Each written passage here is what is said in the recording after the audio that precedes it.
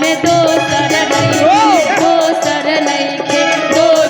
नइखे कि रउआ नियन बीरा बलवान जगवा में दोसर नइखे रउआ बिना बीर बलवान जगवा में दोसर नइखे रउआ बिना बीर बलवान जगवा में दोसर नइखे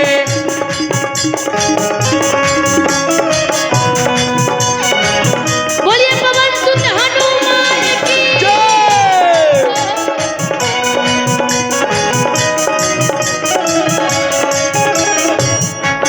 बीर बलवान जगवा में दोसर नइखे रउआ बिना बीर बलवान जगवा में दोसर नइखे कि महिमा गवले से राउर ना गवाला नोजी कि महिमा गवले से राउर गावाला ना हो कि होई भगतन के रउए रखवाला नोजी कि हई भगतन के रउए रखवाला नूजी तो महिमा गवले से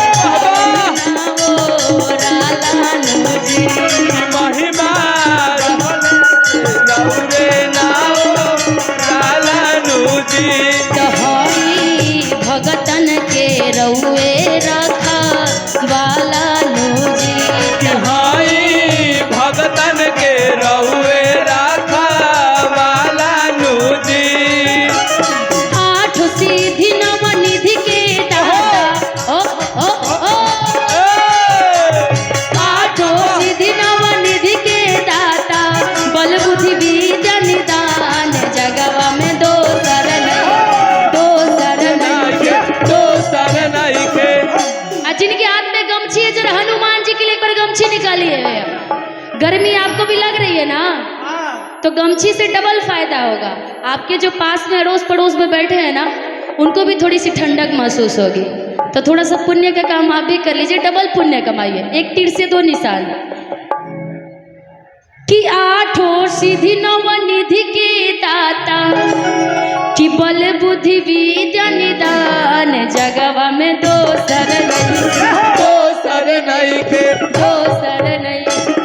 और हाथ उठा के ताली बजा करके एक बार, जिनको दो दो हाथ भगवान ने दिया है साफा साफा दोनों हाथ ऊपर उठा रखे हाँ कि रउआ नियन बीरा बलवान जगवा में दोसर नइखे। रउआ बिना बीर बलवान जगवा में दोसर नइखे रउआ बिना बीर बलवान जगवा में दोसर नइखे रउआ नियन बीरा बलवान जगवा में दोसर नइखे। बोलिए बजरंग बली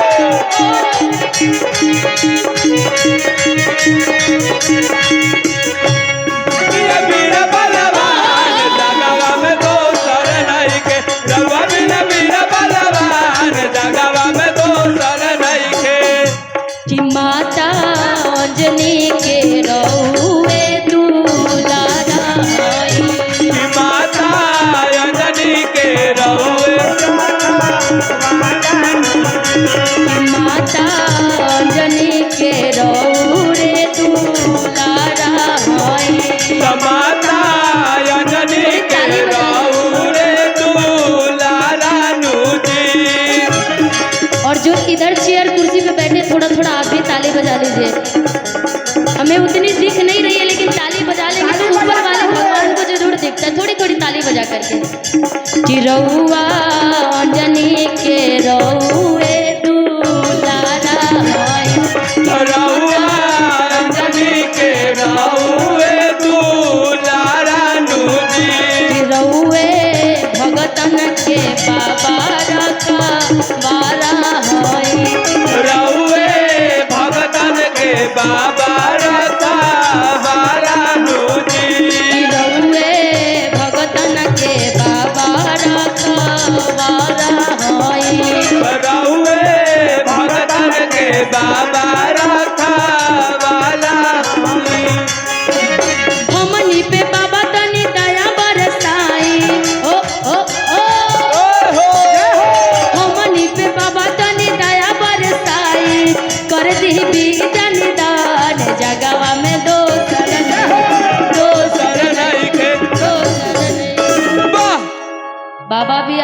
की परीक्षा ले रहे हैं आप सभी से।